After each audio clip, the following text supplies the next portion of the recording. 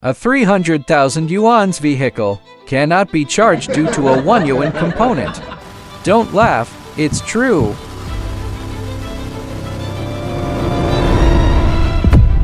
The charging cover wasn't closed securely. The vehicle's ECU triggers an alarm. It's not fully opened. The charging pile failed to handshake. Do you think it's just a plastic panel?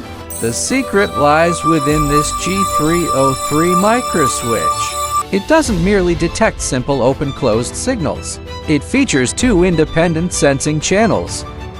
One monitors full closure status. The other verifies full opening position.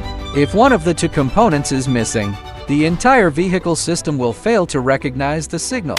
Li Auto deploys 100,000 sets annually. This is not merely a Labenli sample. It has completed forces and environmental validation.